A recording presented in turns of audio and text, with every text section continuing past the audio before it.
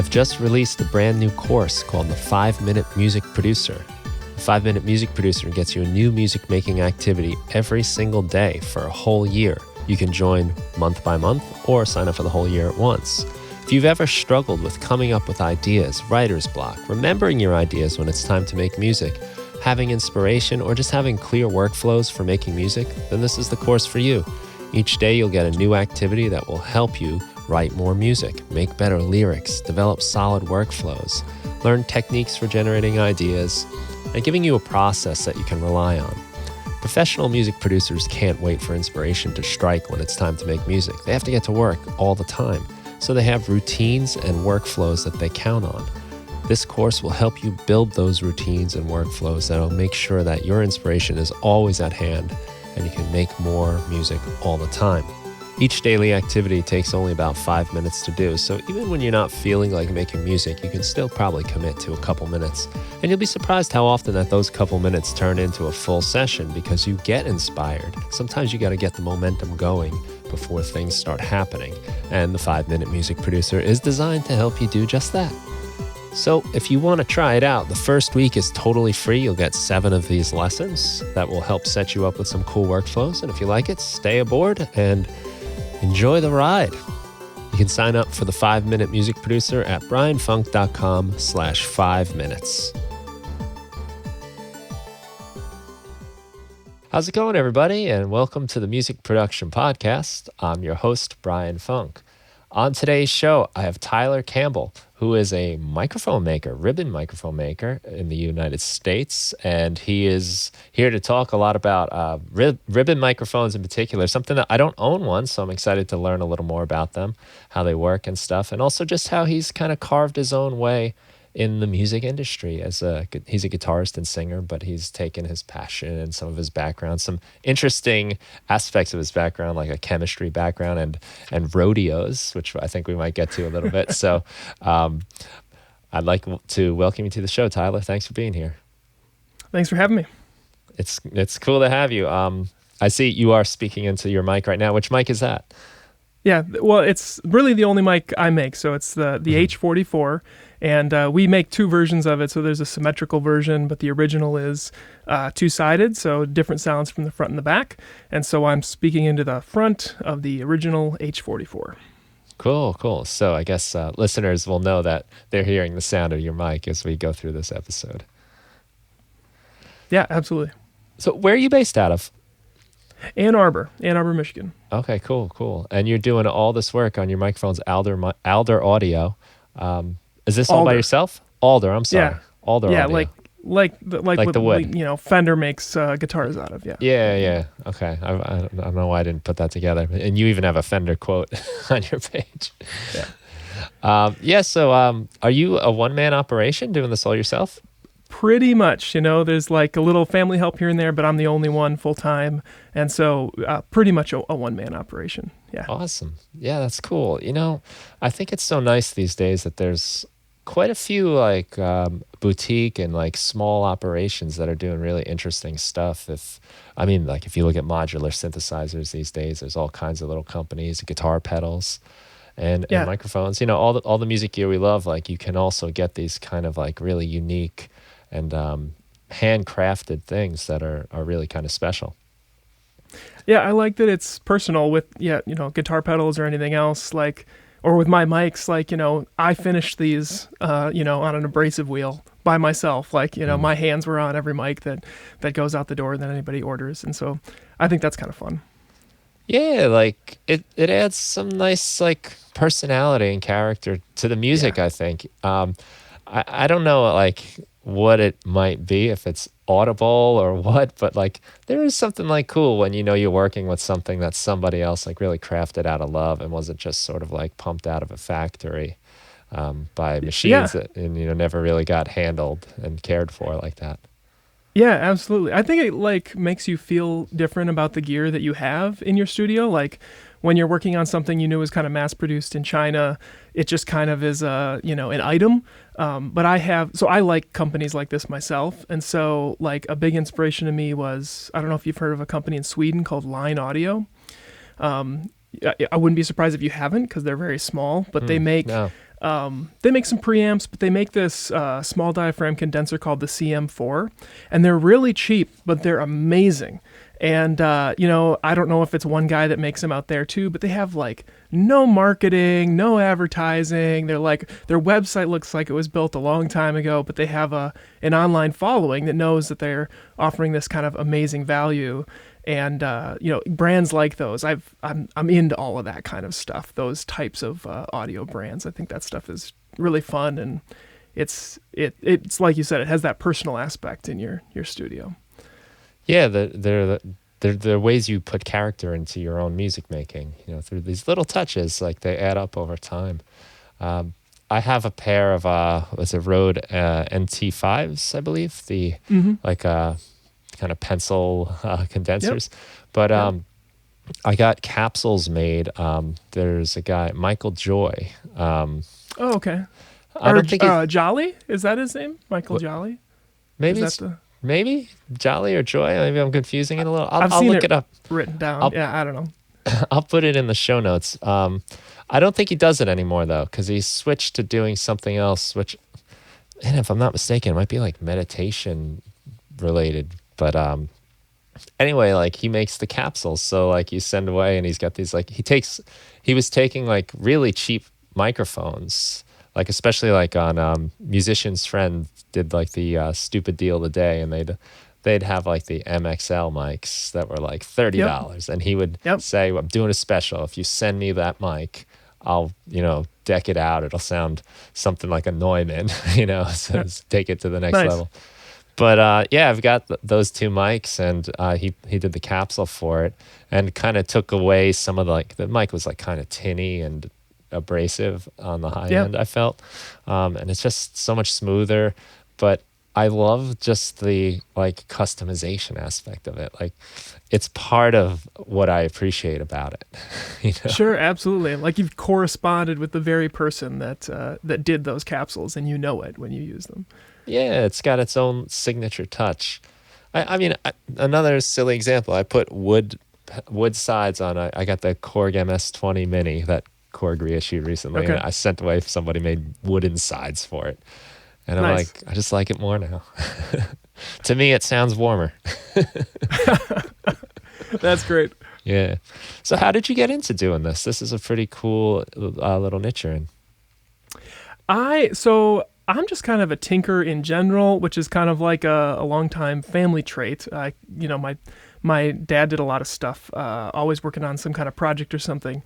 So I learned to just have a low barrier to entry to trying things. So there's been all kinds of projects over the years where I'm like, well, let's just do this thing, let's try to make something. So like I've got electric guitars that I did crazy pickup switching patterns. Like I've got a Strat with 5 single coils in it that you can, send every which way and whatnot. And I've just done crazy stuff like that all the time. I've tried to develop my own acoustic guitar pickups.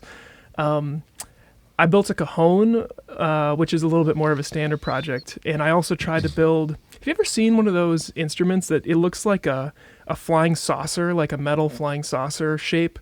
It's called a hand pan. It's almost like a steel drum, but it's upside down. There was, at one point, I was determined I was going to hammer one of those out. I totally failed. But basically, I have a lot of audio projects, some successful and some failures. And I've always been into recording. And so at some point, I got the idea that I'd love to try to make a ribbon mic. But I'm not the kind of guy that says, like, I'm going to make somebody else's model right off the bat. Like, from day one, I was like, I'm going to go research what makes a good ribbon mic, and I'm going to try to make it better. So, like, my very first design was an original, like, made it up myself design, and the first one came together. Like, I mounted it on a piece of pipe. It looks, really janky. I wound the transformer myself by hand with a bobbin. So just like really ground up, and it worked really well. Like it turned out, and it just kind of clicked. And so I said, with all those various projects in the past, there's just kind of a sense of like, does this fit? Does this kind of like have a innate sense that it seems like it's working? And the ribbon mic, more than anything, just had this kind of fit with my background and my experience. And so I got super into it, and then just like was researching and reading old patents and old articles and started developing a bunch of iterations. And I just had a really good time. Like it started, as a side thing that I was just kind of fascinated by. And then they started to get really good. And so I said, I think I might have the position and the experience to take a go at this. And so that's what I did. And it hasn't been that long. It was January of last year, I quit my job to do full time, and then the company officially started February of last year. So we're not even at 1 year yet. Really? Yeah. Wow. Mm-hmm. That's a brave leap of faith to just go all in with the company. Yeah, it was a lot of things that led to it, but I had confidence in it.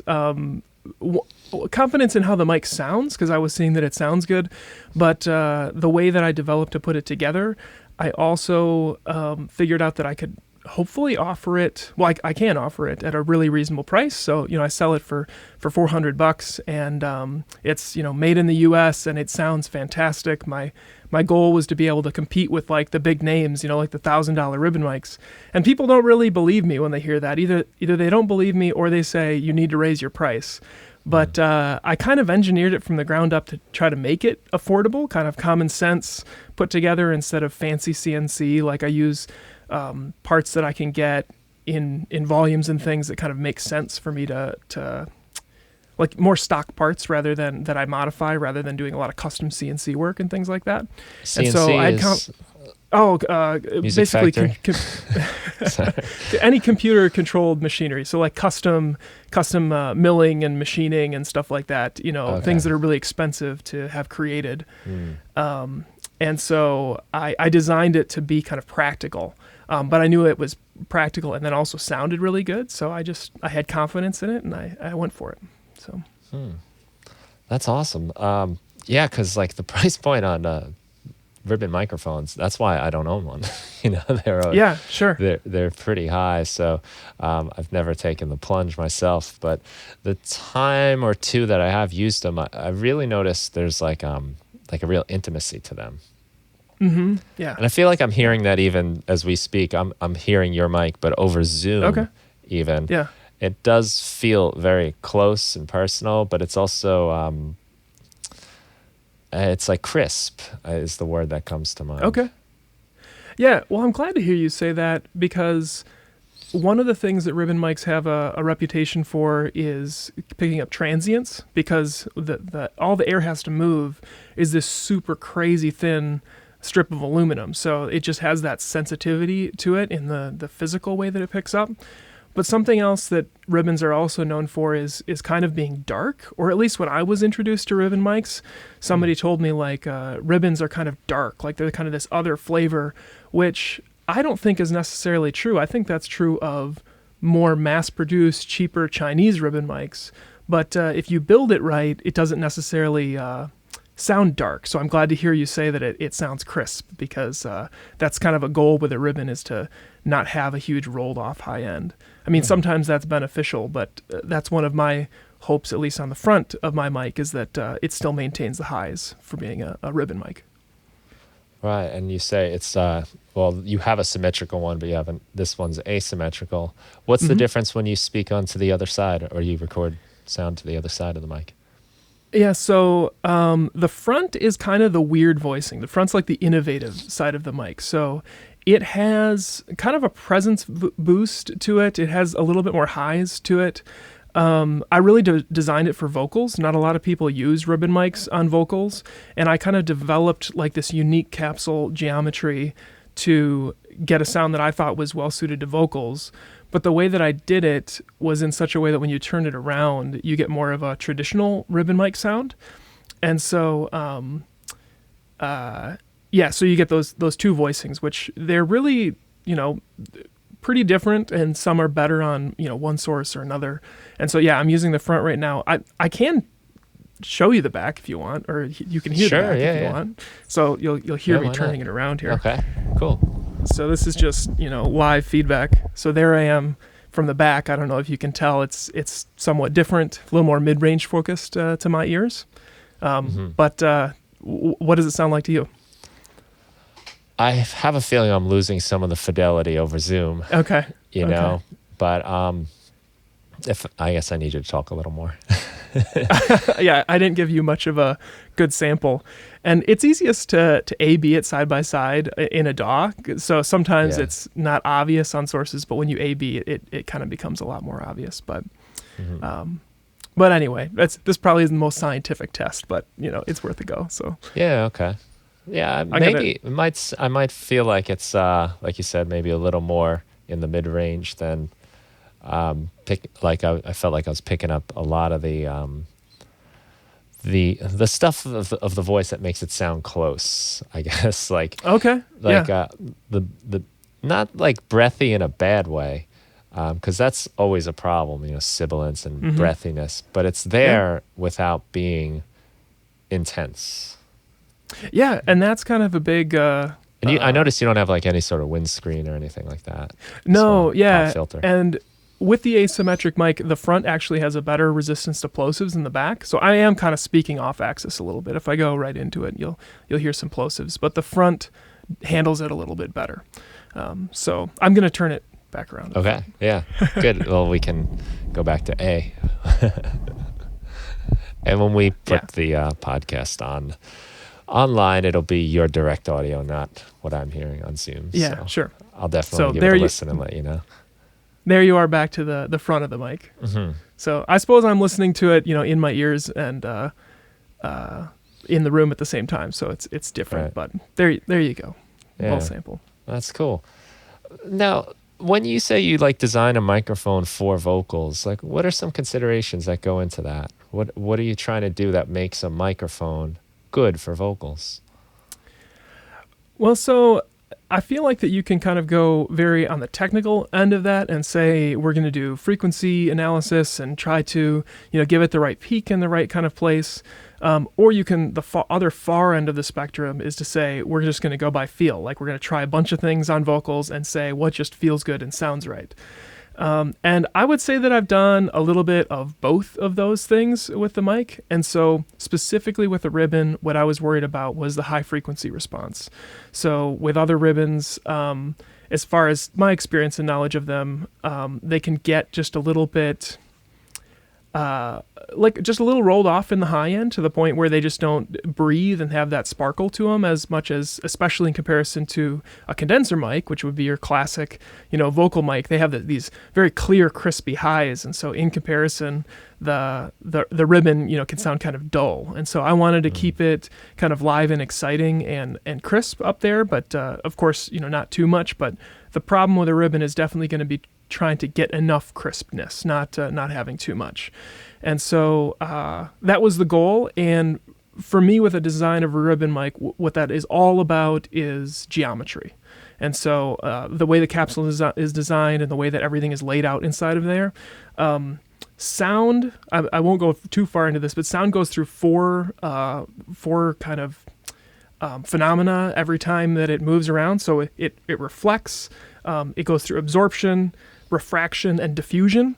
So those are four things always happening to sound wherever it's traveling, and all four of those things react differently based on what the frequency of the audio is. So, like an acoustic panel on a wall, it absorbs bass differently than it absorbs the high frequencies. And so the way that you can kind of alter the capsule inside, you can kind of play with different frequencies to try to bring more things out or less. And there's a lot of design that goes into that. But so I had some theory that I was working with, but I also did a lot of let's just record it on my voice and see how it feels. And in the end, I just went with, there's part of it that's just going with your gut. So, Right. Just preference, what you like and what feels good. Yeah. Yeah. Back when I used to develop products in chemical industries and stuff like that, some of my engineering friends used to say that we developed some products by understanding the full theory and the science and to be able to explain everything. And then sometimes you develop products like Thomas Edison. It's just 1,000 ways not to make a light bulb before you figure out the one that works. And I feel like it's always kind of a balance between those two. And especially with audio, which is subjective, you've kind of got to be able to do a balancing act of all of it. Yeah, it's so true. And I'm going through a mixing project right now with my band, and it's sometimes you kind of wish that there was a right answer, you know? Sure. Yeah. Like, how should this, there's obviously certain technical things that you do, right? But there's so much that's subjective, and there's so many directions you can go. And we listen to like different albums to try to like point ourselves some way. And sometimes it's like, well, how can you tell me you want it to sound like this and you want it to sound like this? They're so Sure. different. Like this one, the vocals right up front in your face, and this one, it's like buried. And it sounds like coming out of a little radio or something. Yeah. Yeah, and then I find that we get all this crazy language that we come up with. Like nothing comes to mind right now, but I feel like all musicians have this kind of like secondary bit of language where sometimes we're not even all saying the same thing. What does attack really mean to you, or things like that? So it gets hard to color, warmth. Yeah, exactly. Gets hard to describe. Yeah, it is, and I run into it a lot in teaching. But in my own experience too, where if you're trying to learn about something, you can learn like this one way to do it, and then you look another place and there's a whole other school of thought, and it's very difficult to know what works. But that's when I think what you're talking about, just that sort of feel has to come in, and you just have to. Yeah. I think with the computer screen especially, it's so easy to get into like analysis of like frequencies and watching things happen and how much gain reduction is compressor doing, and is that the proper limits? And you miss like a lot of the story because you're not listening, you're just watching and analyzing. Yeah. When I was developing the mic, it was interesting because I did not have a proper setup to run frequency response testing. So I did a lot of development with my ears. And then as I went down the line, I needed that for like QC. So every single mic gets a frequency sweep before it goes out the door. And it's not like an anechoic chamber, but it's like a box with a whole bunch of acoustic insulation in it. So I can at least get like a fingerprint, like a repeatable, it's not kind of standard frequency response, but I can see changes from the baseline. And I'm so glad I did not have that thing earlier, because I would have driven myself crazy analyzing each new like peak that changed when I changed something, and then you doubt it and go back and forth. And so I'm really glad that it played out that way, that I developed it with my ears for like 90%. And then as I like whittled it down to kind of the more specifics and standardizing, that I had more visual tools to get me there. Because if I would have started with the visual tools at the start, I don't even know if I would have, gotten anywhere. I think I would have gone crazy trying to make it perfect or something. Yeah. Yeah, I could imagine that, because you'd see like some little spike here or there, some drop off, and you're just trying to get rid of that. And a lot of times that's the character in a mic or in a speaker absolutely. Or an instrument, is like where it kind of does its thing. Yeah. Yeah, there is no perfect frequency response. So. Yeah. So how does that work? Is it like a sine wave that you just play from really low to really high? Yeah, basically the software I use is actually designed for measuring rooms. So the same thing that you would like develop a studio with a measurement mic, you'd run around and, it plays from like really low to really high. So it knows what it's outputting and what it's getting. But instead of using a measurement mic, I use my mic in a controlled situation so that I can get a repeatable measurement. Okay, cool. Yeah, I did a little bit of that with my speakers with SonarWorks. With the reference, and they give you the little mic, and you're standing around and trying to like get in the right spot. It's really interesting because I guess the speakers are sending out these different signals that it's really able to surprisingly accurately tell me like how far apart my speakers were and what I need to adjust. Okay. Yeah. Did you have a good experience with it? Well, I did. I did on one set of speakers I used. It was very difficult. Okay. Like I was like getting frustrated, like I'm holding the mic where you're telling me to hold, But on a nicer set that I'm using, like it was really easy. It went really fast. Okay, that's great. That's great. It's interesting when you turn on that software and it I guess really what it's doing is just putting an EQ on your speakers really. But it's pretty interesting to hear like where things get cleaned up and where things are, like for me, I guess it's like a lot of low mids stuff. Like, Oh yeah, yeah. When I hit Problems that button, in your room. Yeah. Yeah. Like this room is definitely not acoustically sound. I put up panels and cheap stuff really, and Yeah. I mean, but at the back of the room I have washing machine and a dryer, so like, I'm making the best of what I can, and I worry about it to a limit, and I think I can understand what you're saying, because when I was playing around with that microphone and looking at like the frequency curve, I was like, oh, does that mean I need to like start putting like new panels here? And Yeah. I was kind of like, look, what do I want to do? Do I want to be an acoustic room designer, or do I want to just make my little songs? So Yeah. it's because it's such a crazy road to go down. And Yeah. It can be very unsatisfying with those frequency responses, because they can just be crazy all over the place and not repeatable, and you can kind of lose your head. And then you go online and you start trying to Google it, and like everybody's got a million opinions about it, and the opinions always seem to be more about what you shouldn't do, like, oh, that's not the way to go, like that's instead of something helpful. And right. But still, back in my engineering background, I used to have a supervisor that said, we really want to be masters of the solution, not masters of the problem. Right. Like, don't just learn all the details of what can go wrong. Like, do what needs to get done to solve the problem. And I like that with the acoustics. Yeah, there's a lot of help to be found on the internet, but there's also a lot of you can drive yourself crazy.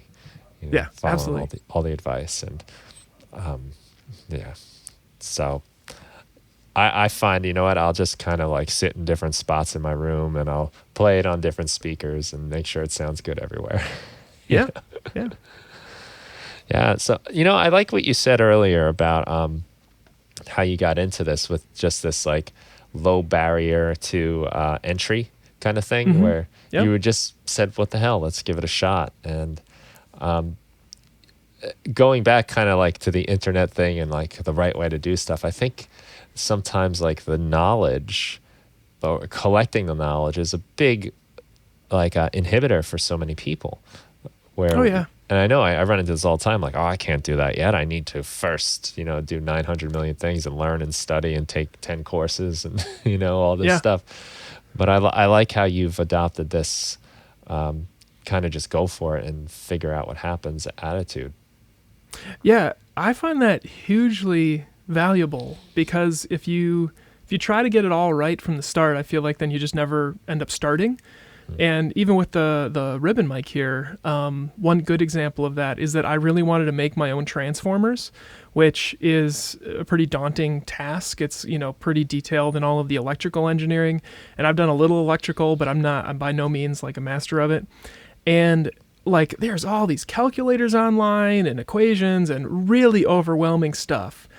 And eventually I was like, wait a second.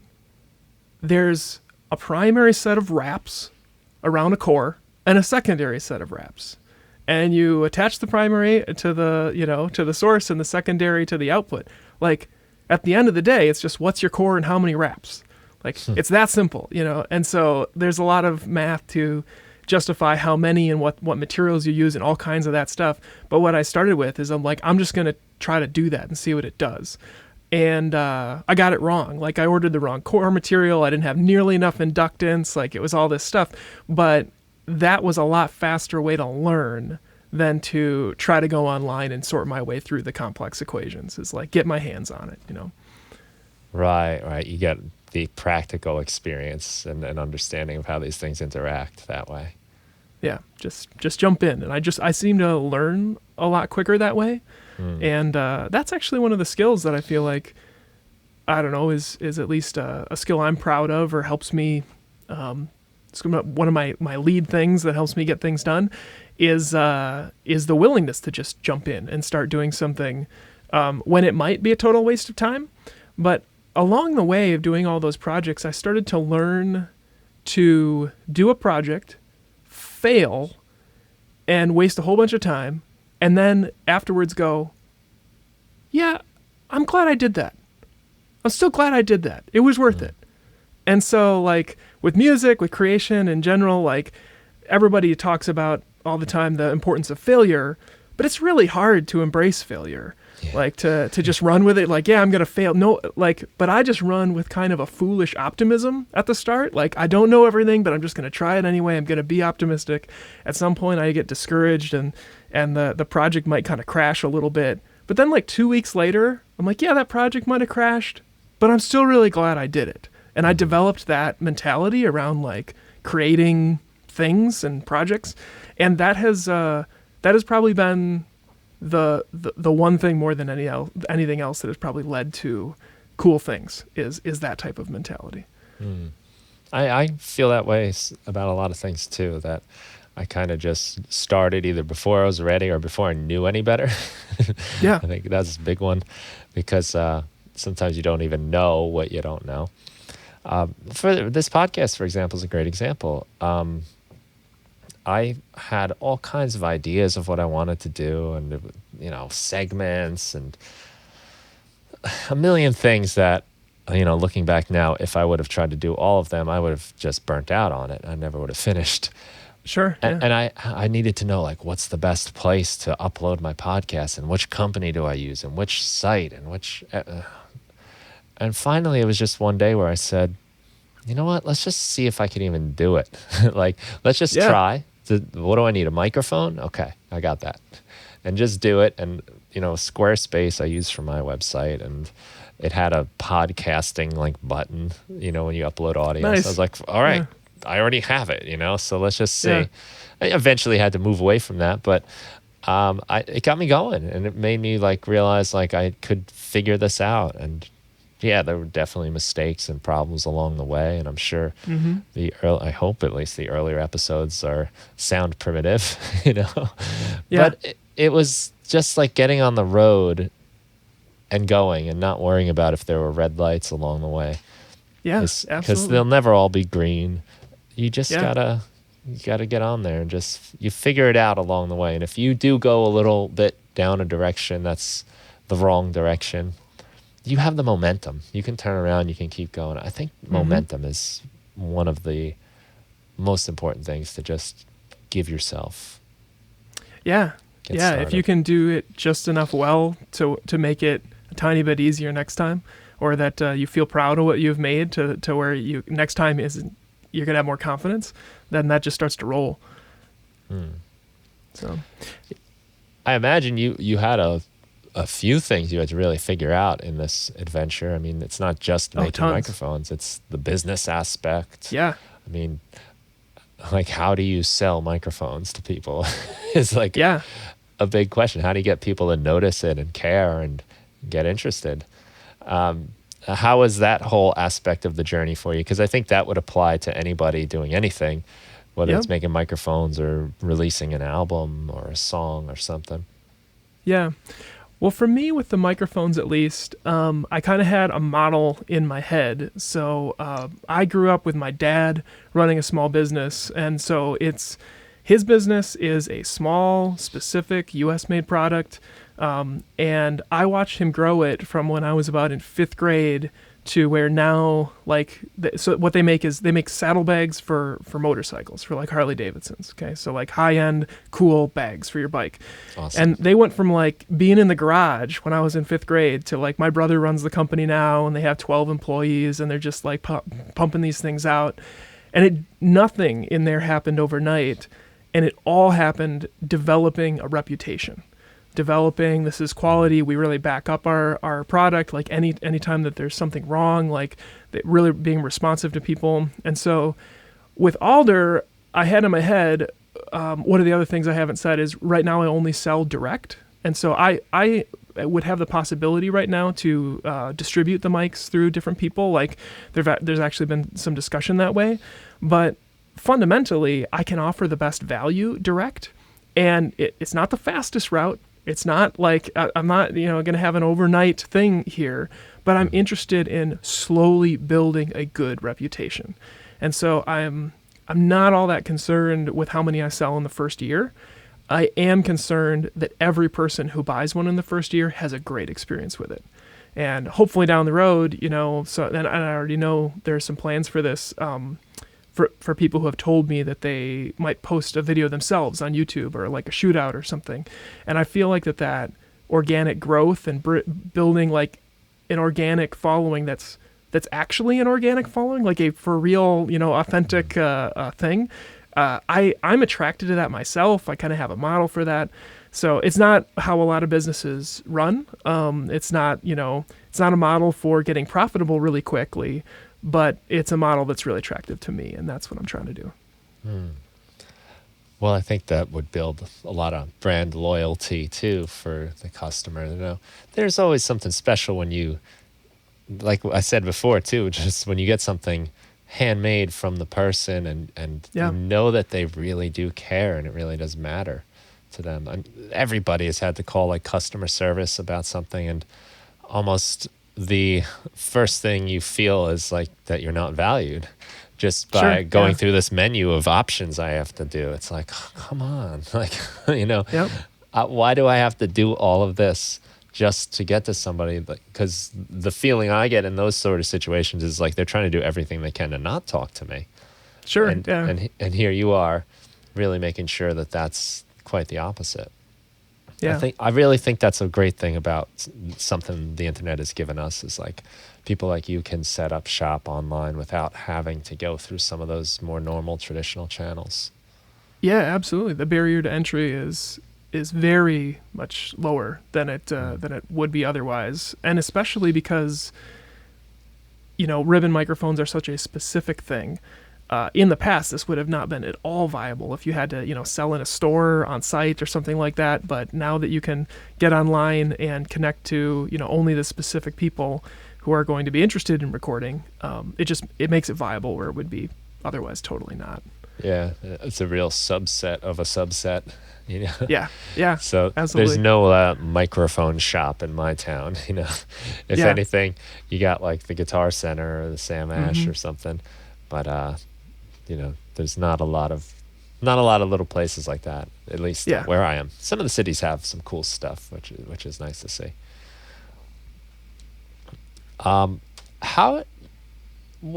guess what I'm trying to figure out is like watching your father develop this from this very like grassroots out of the garage thing. How do you think that like helped shape you? Do you think that is, sometimes you just see things, I guess, when you're a kid and you just assume they're normal. And, I think that's very unusual for someone to grow up around that kind of spirit. And I love that it's so unrelated to music too. Sure. That it like there must be like some core like principles that you picked up on. That connect to what you do.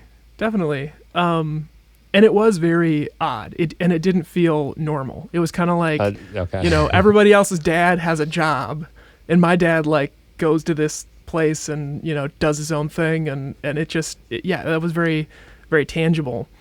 But like to watch it now, it's this viable business. It's this like thing that's running and going, and they have a following online, and they have all these positive reviews. But like I watched that thing when it was in his head, the way he even got his own story is kind of this crazy thing. He used to have a shoe repair shop, and somebody brought in a saddlebag and was like, "Can you repair my saddlebag?" And then he heard about how much they paid for the saddlebag and was like, I wonder if I can make these. And he patented like a bracket system to mount them to the bike. It's just this circuitous thing. But I saw it all come out of his head, and so that's normally something that you would see and go, oh, that's too hard. Like that's, come up with something and patent it and have it work in the market. Like that's just impossible. That's far above me. But it just made it normal. It made it much more accessible. And so that was a big kind of just attitude change, is to not see things as big and difficult when it comes to making something out of thin air or designing something. But then there was also just like a lot of practical things. So like I grew up riveting those things together. So like my summer job would be like vacuum forming plastic for the backs of the molds for the bike, the bag that goes next to the bike. It's like plastic on the back. And I vacuum formed those from like an oven that he built out of a scrapyard like oven and then welded together in this custom thing, and it worked. And so I got to see like this kind of creative making it work mentality make things that looked good. And I think that that's something else that I learned, is that normally when we see products, we assume that you need some big fancy machine or some like super, advanced product, like, I don't know, machinery, big dollar, big investment things. But I got to see like a lot of practical manufacturing procedures that I was learning and doing like right in front of me. And I watched them go from an idea to making a thing that actually looked good to that thing selling. And just viscerally understanding that just gives a whole different attitude to what that all means. It makes it so much more accessible, and kind of let me be much more willing to dream for it or go after it, where otherwise it might have seemed more intimidating. You got to witness the real problem solving. How do we take this idea that just exists in my head and make it into a real world physical thing? Yeah. Yeah. And I know that's like a superpower. Yeah. But I know that's a pretty good ways away from music, but I also think that that's very true in music. Like when I got into guitar, it was because a couple of like dads in the community that my family knew started a blues band called the Leftovers Blues Band. And they played like cover songs in a pizza shop. And I showed up with like, the other like high school kids, or no, I would have been young then. But I was quite young, and I saw them play like blues solos for the first time. And suddenly I realized that this wasn't some magical, unattainable thing. Like if those two dads can play blues like that, I can learn to play blues like that. And so, like, I don't know. I think of a lot of the things that we learn, and I think of the people that expose you to things and make those things a lot more accessible. I think that's kind of a broad-reaching concept. Yeah, it's important because it shows you like what you're capable of, and it shows you, hey, if you want to pursue something, like there's people that are doing it. There's ways to get it done, and it's not scary. Like if they can do it, Right. They didn't need to be struck by lightning or selected on top of a mountain somewhere. Yeah, that's really cool. What's the name of your dad's company? The company that it's. So you can shout them out for any of the... Yeah, sure. It's called Leather Pros. Leather Pros. Yeah, we got to give them a shout out because that's a really cool story. It's that's like the American dream in so many ways too. The idea of like starting your own thing, taking control, and making it into something now passed on to the next generation, as you said too. Yeah. It has been a really positive story. It's definitely had its ups and downs. Didn't always know where it was going to go, but like I said, my brother took it over now, and they're doing well, and it's been a really cool thing. Yeah. And now on to starting a different kind of business out of that story. So well, I'm sure that gave you a lot of the courage you needed to take that leap. Absolutely to go for it, because I think a lot of people. And I don't blame anybody for not taking that chance. It's scary. Sure. It's the unknown. It's so many things that there's a lot of reasons not to do it, I guess. But it's cool you had that example that shows you that it is possible. Yeah, that plays a huge role. That's cool. So you've only been doing it for like as a company for a year now. Yeah, not even. Yeah. When did you finish your first like ribbon mic where you kind of thought like maybe this is something you can do? So that was not even quite 2 years ago. So like it was about 1 year to the date from I started the company. So it would have been like February of 2020.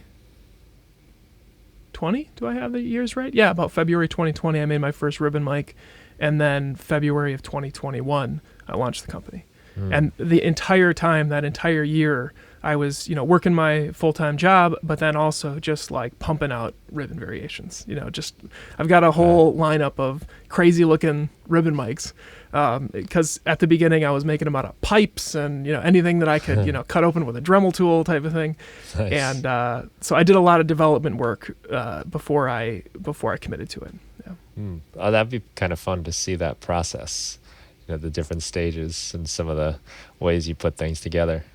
Yeah. I'll have to post it at some point. Maybe I'll post it on Instagram.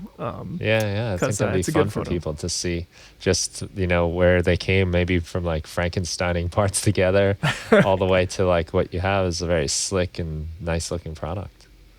It did come together really nice. At the start, I was a bit inspired by Ear Trumpet. I don't know if you know about those mics at all, Ear Trumpet Labs, and I think they're in Oregon. But they've got these, they do look like plumbing, intentionally, the mics. And I think I've seen this, yeah. Yeah, and I really respect them. I don't have any of their microphones, but they're also a very kind of like honest, kind of humble, kind of ethos about them. And I loved that their mics aren't totally, sheen and finished and whatnot. And there was a time that I thought that that's what mine might look like. And they encouraged me to not worry so much about the aesthetics. And then the mic just kind of came together on its own, and looks like it does partly because of just like the physical design. Like, I won't go into it too deeply, but everything uses set screws. So I have to tap like nine sets of threads into the body, and then it uses set screws. And that's a little different than other mics. And so I did that because of the way the mic is designed. But it ends up giving it this clean look, kind of unintentionally. But I was kind of happy about how that turned out. So, yeah, it's cool. The form and the function come together like that for you. Do you think this is this like one of these like nice success stories we're getting out of like lockdown? Did that help you move that forward with just the all craziness of the world? Because February 2020 is like, the last time things were normal, So, I'm looking for a silver lining, because I do think that a lot, there were a lot of people that did have some time and pursued things, and we might be like starting to see some of that happening, some of the results of that work. Sure. So, I mean, like any story, the reason that I did it and the timing in my life, it has a lot of different reasons. But one thing that I can definitely say is that it's something that I'm really passionate about, and I feel so grateful to have had something that I'm this passionate about to work on during the pandemic. Because a lot, like the work that I was doing previously, I was developing adhesives as a chemist in a lab, and we were limited on our interaction and all kinds of stuff. And it was just, I didn't leave because of the pandemic, but it was a very unsatisfying way to work. And instead, during this whole pandemic, I've gotten to do something that I am crazy passionate about, and so I'm just very grateful to that. Whether or not the pandemic caused it, it's been something I'm just thankful for. Right. It's, and I agree with you. Like, music, I'm in my basement, so it can be like a solitary thing that you can do on your own. And I was grateful that I had an interest like that. There were a lot of things in my life that I had stopped doing, but I don't know how I would have fared if I didn't have something like that to pursue. It's just to, because things have obviously changed a lot. But when I think back to just like how scary the whole thing was initially with all the unknowns, at least now we know more. To have something to just get away from all of that. And so I'm not going to watch the news for the next 26 hours. Because it was very easy to slip into that. I understand what you're saying. It's very nice to have something, and it's not just during like a time of a pandemic or some kind of disaster. Just in general in life, to just step away from other things that consume us all the time. Yeah, absolutely. I mean, I'm just grateful in general for music in life. I don't ever have any plans to take my music anywhere but I'm very compelled to keep doing it, to just find a way to keep playing music. That's my goal at this point. It's just to find good excuses to keep playing, because I think it's kind of valuable in its own right for its own sake. Yeah. But in the pandemic, I do think one thing I also discovered is that if I would have played music in the past, I would have always assumed that you have to practice and play out somewhere. Or if you're going to record something, you're going to release it as an album or something like that. But one thing I've discovered in the pandemic is a little bit more of like the YouTube community of performers. And I'll say actually more than any other, there's these two guys in New York, Josh Turner and Carson Mckee. I don't know if you've heard of them. They're a duo, and together they go by The Other Favorites. But they just they record all kinds of stuff online, their own stuff, cover stuff, but they do it like primarily on YouTube. And so they perform like a performance. They share their music with people just through YouTube videos, and you get to see who they are. You get to see kind of like what the music means to them. And I found that to be a very relatable way to express music inside of pandemic world. And it actually made me a lot more interested in trying to get better at recording to share music online. Not as like it needs to get big, but just in the same way that it would be kind of enjoyable to play a show at a coffee shop or something like that. Like it's enjoyable to make a nice recording and share it online. And so I think that has been, I don't know if that was happening before, but it definitely, I discovered it in this last year at least. And that's been kind of a cool, different take on how to do music. Yeah, I definitely think that has been like brewing and bubbling for a while, but when we couldn't even go anywhere, it became a great outlet for so many people. And yeah, a lot of, I guess I probably started following a lot of new people on there and learning new things, and just, it became a much more legitimate place, I guess, to perform, to share, to put things out, to get together. Yeah. And I like that. And I like, I used to would have thought that if I was watching something online, I'm watching it because it has a high level of some kind of production value. But I like to watch musicians online now, like even if they don't record that well, like these folks I was talking about, they do fully produced things, and then they'll go outside and use like a mobile recorder and just, make a really basic recording. But either way, they kind of share some of them themselves through the music. It's more relational music than it is like production. And I like that. That's kind of a new thought for me for a video online. Yeah. I think it's sort of like a continuation of like album art. When we used to buy albums, like you sit with like, whether it was the vinyl or the CD or the tape or whatever, and you sat down and you looked at it, and you got to know the artist, you got the peek in there. Yeah. And, we don't really get that. I haven't bought a CD and I don't even know how long. I buy records here and there, but definitely not at the volume I was when that was the only way to get music. Yeah. So you miss out on some of those like insights into what the artist stands for, who they are, and I think that we do have this other avenue of, whether it's social media, YouTube, whatever, that we can kind of see like who they are and get into their world a little bit. Yeah, I haven't thought about that though. Like album art, that's a nice comparison. Yeah, I think I do lament the kind of loss of the physical thing with music, but you can really also go on other levels. There's been, I guess, a trade-off. Try to remember that, if we were still doing album art and all that stuff, physical copies, then I wouldn't be able to like watch this interview or watch they're rehearsing for the show that they might do sometime, or just all the little things. There's so much cool stuff teaching you how to play their songs on guitar. Yeah. Different ways to get in. Yeah, it's good. Yeah. It makes it personal. I would love to see that content from you, actually. Just how you do your stuff, how you make your mics, the process, like you were talking about some of the iterations along the way. I think that would be really cool to learn about. Just see, again, like, because so much of, I think, your story is tied up in the, like, in your history too of this growth of the company from something inside your head. I love that even your dad's company was a shoe repair company. So it Yeah. wasn't even like that was, it's just a great example of the unexpected turns and Yeah. opportunities that life brings along. Yeah. Running with what you got in front of you. Yeah. Yeah. Cause, you know, plans are one thing and we try to imagine what it'll be like, but sometimes when you get too caught up in the plan you miss the like obvious thing over here, like, no, look what's happening, Oh you gotta yeah. go with Yeah. that. Yeah. Definitely.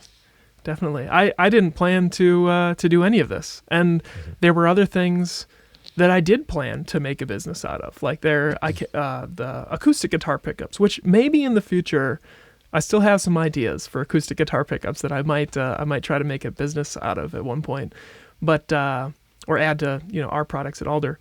But that one I banged my head against the wall and banged my head against the wall and just couldn't get it quite right. And the ribbon mic I actually started by saying, okay, I am not going to try to make a business out of this. Like, I'm going to do this one for fun.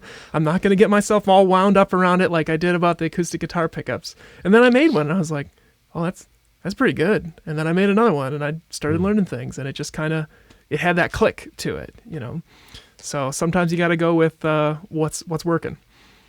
I wonder if that approach is the difference, where you're trying to like force the acoustic pickup idea, and then you go into the ribbon microphone with like, just gonna do it. It's not gonna be a business, just for fun, and that's the one that fit right for you. Perhaps, yeah. I sometimes feel like the more we try to force things to happen, the less it happens, and it's like when you stop trying to force things, suddenly like things fall into place a little bit. So maybe. Yeah. Yeah. Well, I think that's definitely true when it comes to like songwriting. I feel like that there's a lot of talk out there of just how to get out of your own way, because you're just like constantly trying to compare yourself to somebody or live up to something. And it's very hard. It's a hard discipline to give yourself enough space to just let whatever's going to come out and actually allow that to happen. That's very difficult to do. That's a great example, because I think a lot of the best stuff I've written is almost when I'm not trying so hard and I'm just kind of having fun, going with it. But as soon as I'm like, I'm going to write a song today, and you get all these, I guess, ideas and expectations that sometimes blind you to the good ideas that you have, that you're dismissing, because I'm trying to make this kind of thing, and meanwhile you're making a lot of cool stuff that if you were just in a different mind space or something, you might actually enjoy. Yeah, absolutely. But you can get it all in your head trying to create like that, like trying to create with a goal. It's like you're trying to kind of wrangle your creativity to a purpose, and as soon as you start wrangling it, you start judging it and comparing it, and it kind of ruins it. I met a guy a long time ago. This is a different city that I lived in, and just met him through different social situations. But after I got to know him, I found out that he wrote poetry, and he just like lived in this house out in the woods and wrote all kinds of poetry. Hardly showed it to anybody. Just had volumes and volumes of poems. And he was really inspiring to me, because I'm like, he does not care what anybody thinks. And some of the poems were awful, but some of them were pretty good as well. And I always have that in my head for songwriting. Like, I'm trying to get back to that mentality of like just really not caring, how it comes off. But it's hard to get there. It's a difficult skill. Yeah, I often give the advice, make bad music. Just don't worry about it. Yeah.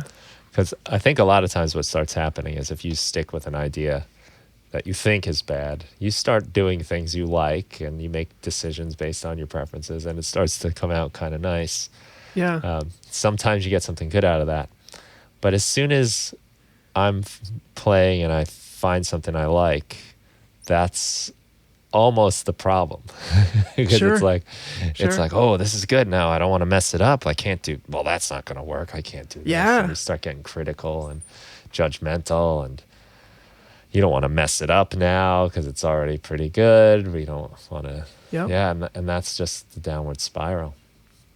Yeah, I think there's a lot of insight in that. I was listening to a few of your previous shows, and you brought in Seth Godin, which I thought was a pretty cool reference to bring into music.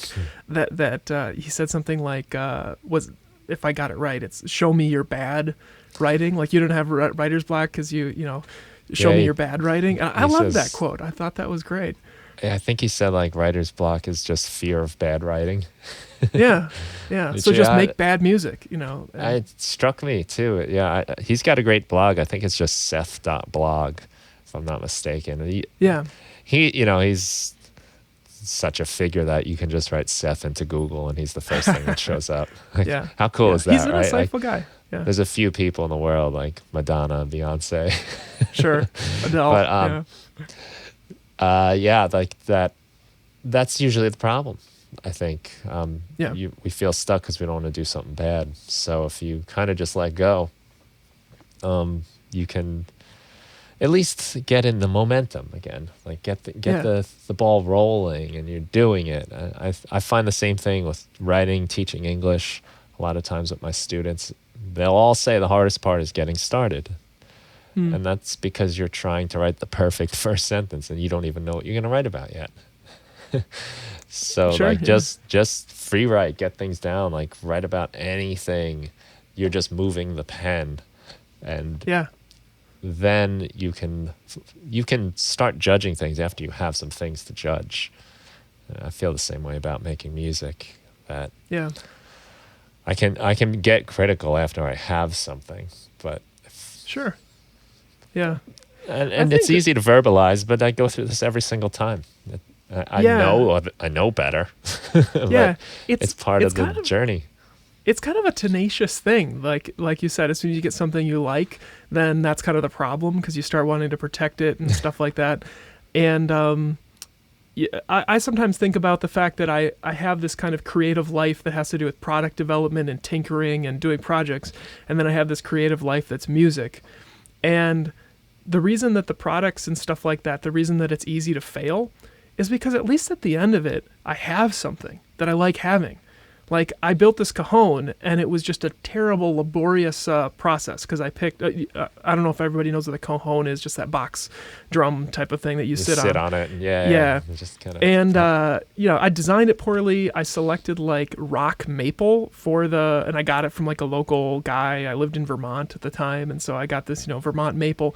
But it's just terrible to work with, and I was using hand planes, and the whole thing was awful. And the cajon's not that good. But at the end of the day, I still have that. Oops, sorry, I did the mic. I have that thing in the corner that I know I made with my own hands, that I'm somewhat proud of.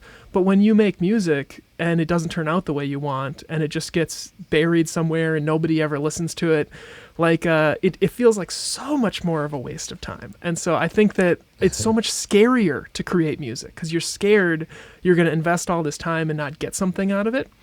And so that discipline I was talking about, to just do things, and then whether you fail or not, have that mentality of like, I'm glad I did that.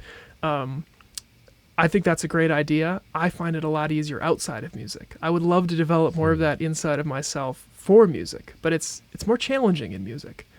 I wonder what that is. There's because I'm trying to think. When you make music, so you hear music you don't like, I don't know, people say like, he sucks. They suck. That band is terrible. Or whatever it is. It's not so much like, I don't like this song. Sure. Yeah. Whereas I guess like when you make something, I don't know if this is even true, but I'm just playing around with it in my head. Like, you kind of look at it like, well, I don't like that cajon. But it's not like I don't like Tyler. Yeah.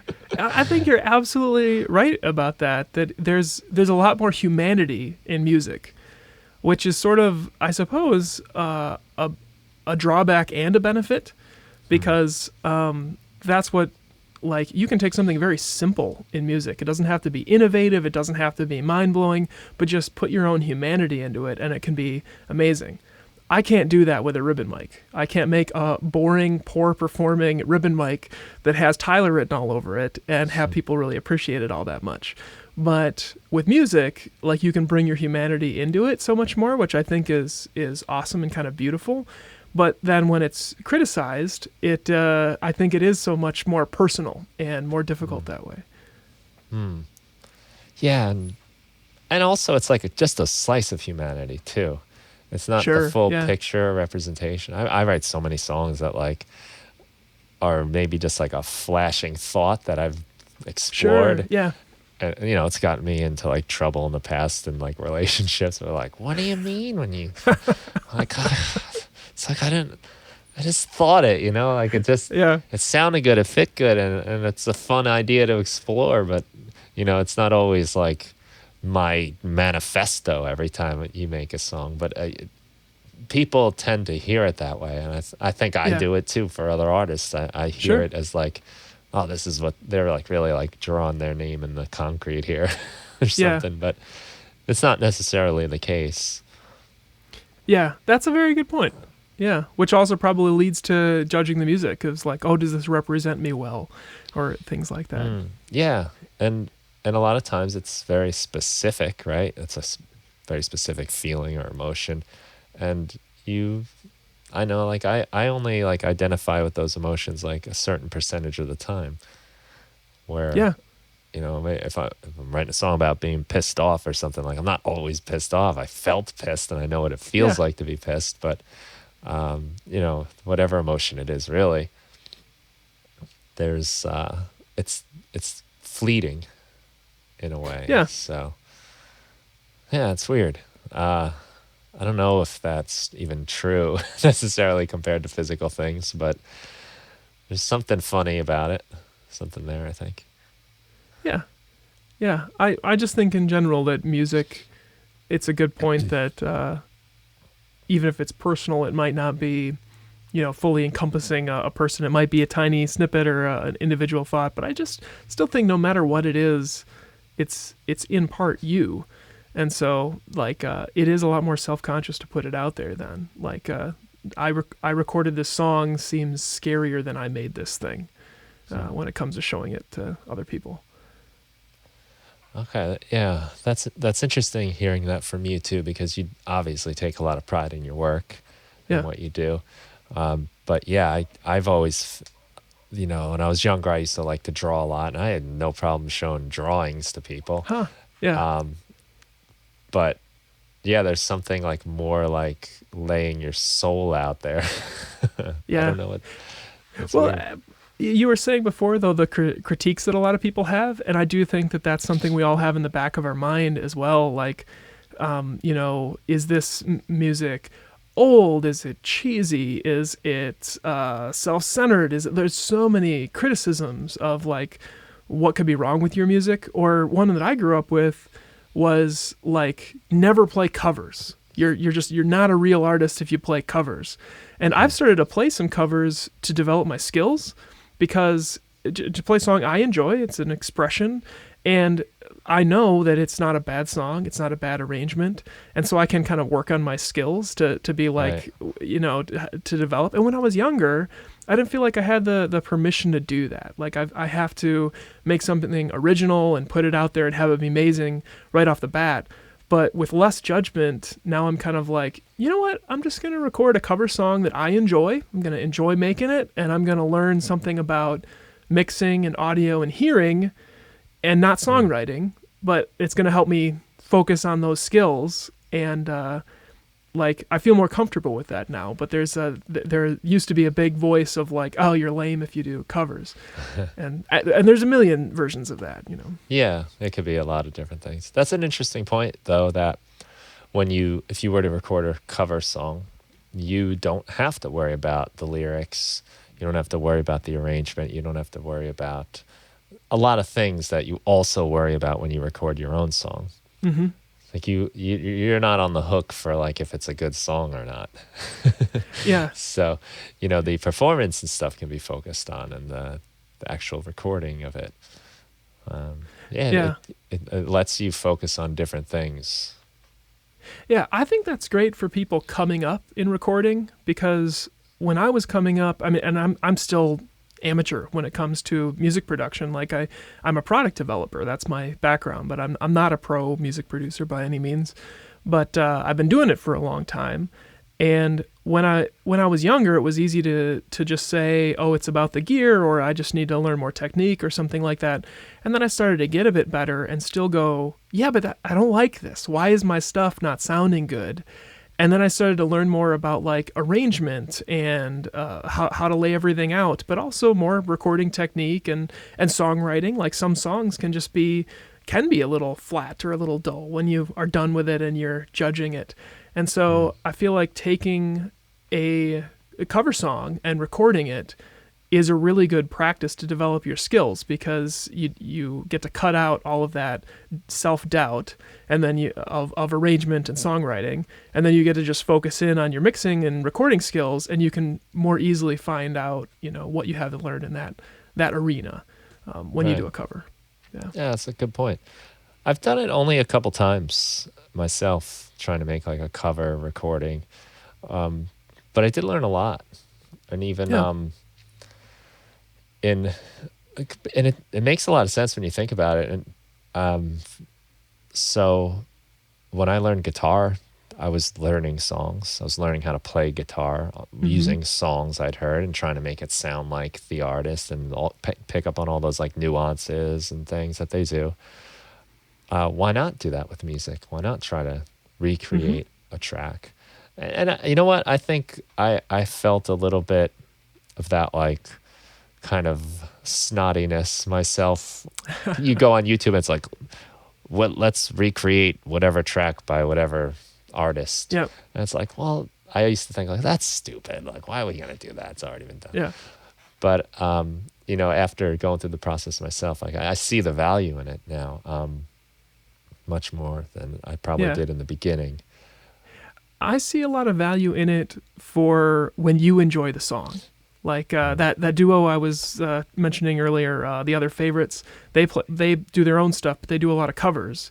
But every cover that they do it with multiple people, and I just look at them and I'm like, that looks like a room I would love to be in. Like, They like that song, they picked it because they like it, they're having fun playing it together.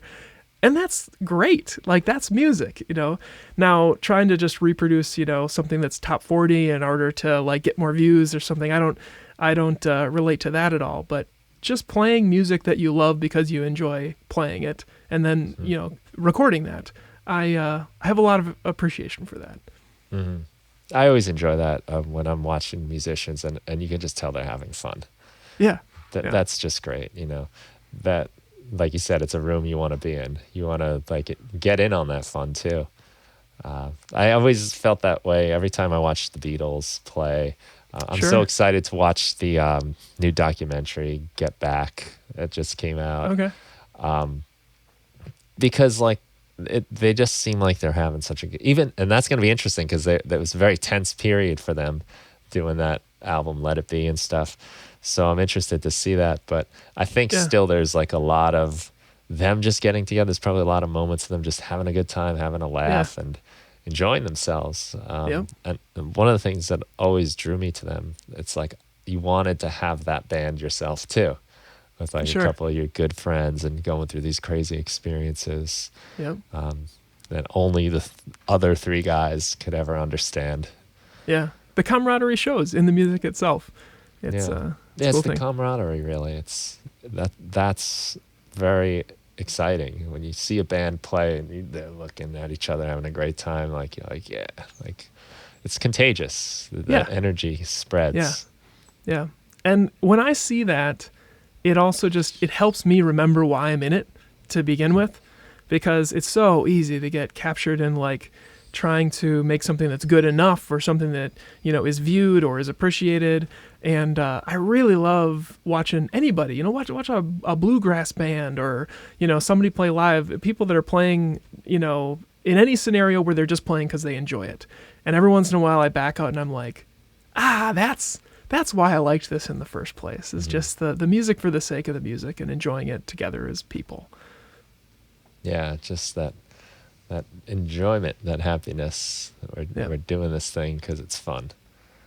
Yeah, it's really it's cool. easy to lose it. Yeah. It is because, like there's, of course, like if you're really trying to do anything in music, it's probably one of the hardest things to do. There's so much competition, and it's not always fair. It's not, there's no clear path. There's an element of luck, and it's a crazy hustle. And even if you are the hardest worker, you can still have the worst luck, and it's not like you just get your degree and you can get a job in the field. Yeah, absolutely. So it can drive you nuts. But I heard someone told me once, like, good enough is a decision. That's a choice. Like, if it's good enough for what? Sure. Yeah. So you can kind of adjust that, like barometer, that gauge a little bit. And I think that's a way people judge musicians a lot of the times too, is like on some scale, like how many plays, views, likes, hits, album sales. Yeah. But some of the happiest musicians I know never sold an album. And some of the most miserable ones have sold millions. So that is a very good point. Yeah. Yeah. It's a choice, like whether something's good enough or enough in general. Yeah. And I think there's a big value in learning to just keep doing it and keep enjoying it, no matter how big it gets. The name of the game isn't necessarily how high up the ladder you get, but finding a way where you keep doing it. And that's kind of the attitude I take for myself. I don't expect my music to go anywhere, but I want to keep myself playing just for its own sake. And I think that as long as I'm still playing, I think I'm doing all right. Right. Well, it's not called work music or hustle music or compete music or succeed music. It's play music. Yeah. Have fun. Like, and again, like to kind of circle back to something we said earlier, a lot of times when that's the point, that's when it catches on. And then that's when you make something good. You finally get rid of the rest. It anymore. Yeah. Yeah. So do you have you know what? Before I ask you that, I wanted to ask you one more question about the difference between acoustic pickups and microphones. Sure. Because I've seen acoustics with pickups that literally have a microphone in there, a little windscreen on it, and then some are just more like pickup. Like how different are those from each other? Very different. And so you can have a microphone as a part of an acoustic pickup. So it's usually a condenser mic, and that's a little microphone inside the guitar, and so that's the technology being used there. But then there are two other ways that you can pick up sound from an acoustic, and so one is by vibration, and so that'd be like a piezo pickup, and those can have a couple of different iterations. So you can have like piezo crystals, and often the little circle ones that you stick on the inside of your guitar. So that's just like a physical crystal material that when it vibrates, it produces a voltage. And so it's just like a direct voltage off of it's called a contact microphone would be another name for it.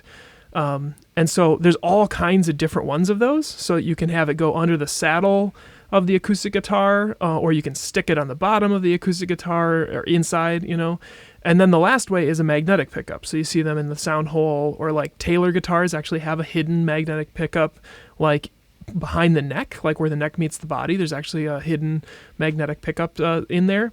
And then a lot of acoustics blend between all of those. And so they'll pick, two of the three or all three to say like magnetic, piezo or contact pickup, and then a microphone, and try to blend them all together. So they all have kind of like pluses and minuses. The microphones tend to feed back the most. The magnetic tend to feed back the least. The piezo's kind of in the middle, and then they all have different sound characteristics, and so there's a lot to it. But it's blending those three sources. Yeah, magnetic, piezo, and microphone. Yeah. I put a Fishman pickup in the sound hole of my acoustic. I guess that would be magnetic then, right? Yeah, so that works that's- just like an electric guitar pickup. Yeah. Okay. That's cool. So, yeah, totally different problem to solve. It's always been the issue I've found with acoustic guitars was feedback with the sound Yeah. hole. And Yeah. I've seen people put like rubber covers over the sound Yep. hole Yep, that helps. to help eliminate that. But that's almost always the problem. The Fishman one is pretty nice, though. And I can see why Yeah. you say it's the least problematic.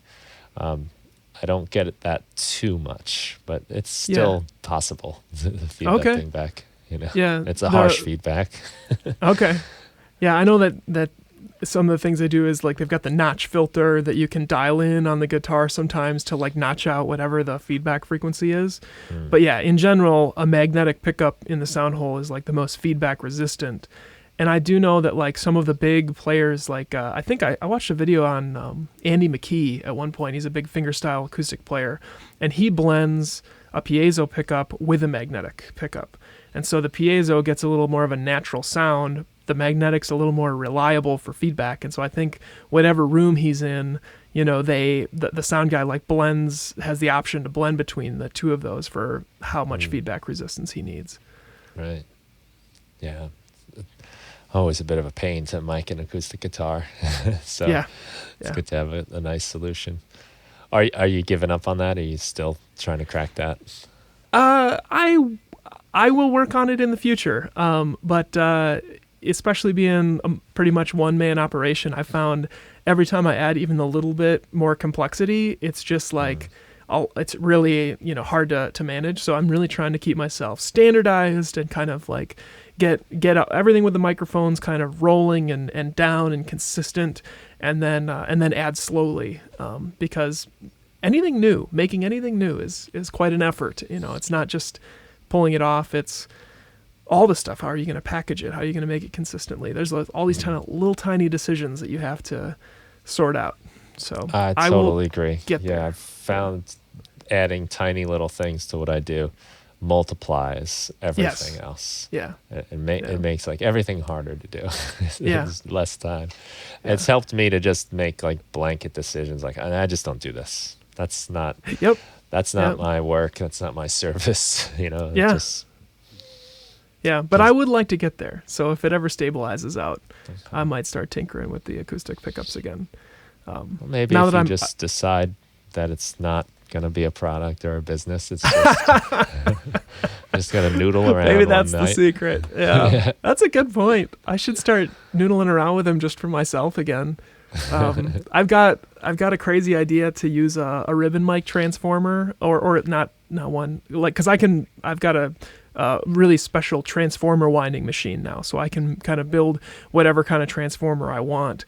And normally acoustic pickups don't have a transformer in there, but I've got an idea for kind of like a highly specialized acoustic pickup with a transformer that doesn't require a battery. And I'd love to tinker around with that. Maybe I'll do that just for myself. That's probably a good suggestion. No big deal, Yeah. Play a little trick on yourself. Yeah. That's cool, man. Everything looks awesome. I'm really inspired by your story. I think it's just a great reminder to all of us to, if we have ideas, if we have something we want to do sometime, just do it.